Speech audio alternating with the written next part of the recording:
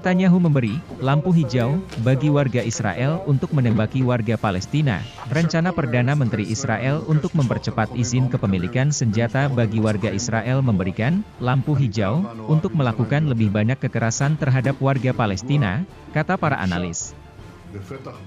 Peningkatan kekerasan terhadap warga Palestina di tepi barat dan Yerusalem Timur yang diduduki dikhawatirkan terjadi menyusul rencana Perdana Menteri Israel Benyamin Netanyahu untuk mempermudah warga Israel memperoleh senjata api. Pada hari Sabtu, Netanyahu mengatakan bahwa ia akan mempercepat izin kepemilikan senjata api bagi warga Israel dan meningkatkan upaya untuk mengumpulkan senjata ilegal.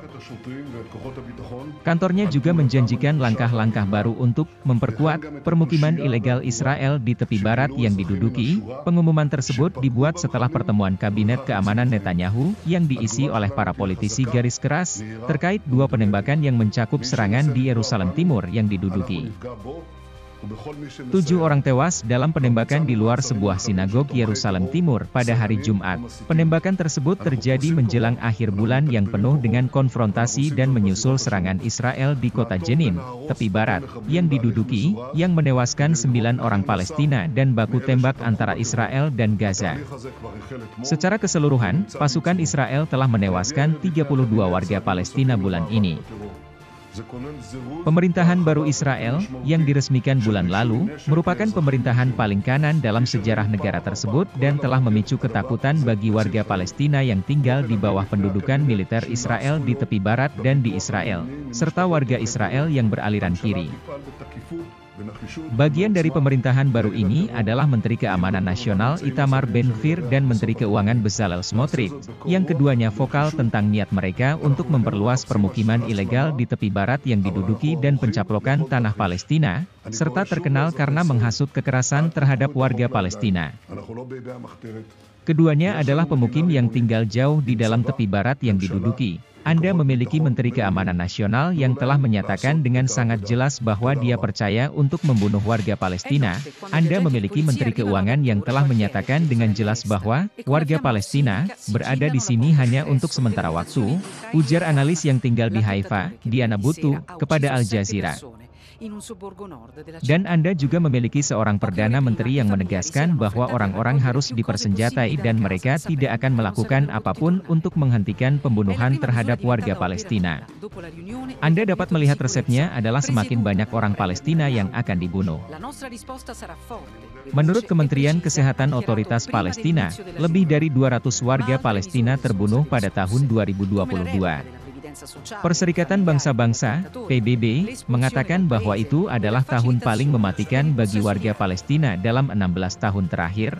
Di antara mereka yang terbunuh adalah jurnalis Al Jazeera, Shirin Abu Akleh. Saat melakukan peliputan, ia ditembak mati oleh pasukan Israel dengan peluru di kepala dalam sebuah serangan militer di kota Jenin, tepi barat, yang diduduki pada bulan Mei. Bulan lalu, Al Jazeera Media Network mengajukan permohonan resmi kepada Mahkamah Pidana Internasional, ICC, untuk menyelidiki dan mengadili mereka yang bertanggung jawab. Tidak ada satupun dari kasus-kasus pembunuhan warga Palestina, itu tidak satupun yang dibuka penyelidikannya yang berujung pada dakwaan, bahkan dalam kasus Shirin, yang mungkin merupakan pembunuhan yang paling banyak diselidiki yang pernah kami lihat, ujar Butu. Seraya menambahkan bahwa dalam lebih dari 90% serangan yang dilakukan pemukim terhadap warga Palestina. Polisi tidak melakukan apa-apa, tentara tidak melakukan apa-apa, mereka menutup berkas, tidak ada dakwaan yang dijatuhkan. Editor diplomatik Al Jazeera, James Bays, yang melaporkan dari Yerusalem Timur yang diduduki, mengatakan bahwa rencana Netanyahu untuk menyetujui lebih banyak izin kepemilikan senjata bagi warga Israel muncul ketika polisi Israel juga mendorong mereka yang sudah memiliki izin untuk membawa senjata. Sementara Netanyahu mendesak warga Israel untuk tidak main hakim sendiri, dia juga memberikan lebih banyak senjata ke tangan mereka, kata Bays, yang kemudian menggambarkan tindakan tersebut sebagai hukuman kolektif dan pelanggaran hak asasi manusia yang jelas. Yara Hawari, seorang rekan kebijakan senior di lembaga pemikir Shabaka, mengatakan kepada Al Jazeera bahwa pengumuman tersebut merupakan eskalasi yang mengkhawatirkan yang tidak diragukan lagi akan menyebabkan lebih banyak serangan dan lebih banyak lagi pembunuhan di luar hukum terhadap warga Palestina. Dengan langkah ini, Netanyahu memberikan lampu hijau kepada semua warga Israel untuk melakukan kekerasan terhadap warga Palestina dengan impunitas penuh, kata Hawari. Buttu menambahkan bahwa Israel sudah bersenjata lengkap, dan menembaki warga Palestina adalah hal yang sangat umum. Sama sekali tidak aneh melihat pemukim Israel berjalan-jalan tidak hanya dengan pistol, tetapi juga dengan senapan serbu, kata Buttu. Sangat umum terjadi, baik di mal, di bus, di kereta api, di tempat-tempat ibadah, untuk melihat orang-orang membawa senjata. Masalahnya di sini adalah bahwa ini bukan hanya masalah mempersenjatai orang. Ini adalah bahwa pemerintah ini selalu memberikan lampu hijau kepada orang Israel untuk terus menembak orang Palestina, apakah itu di tingkat polisi atau tentara, katanya, sebagai bagian dari tindakan hukuman terhadap warga Palestina. Netanyahu juga mengatakan bahwa rumah-rumah para tersangka penyerang akan disegel sebelum pembongkaran, untuk mendapatkan harga tambahan dari mereka yang mendukung terorisme.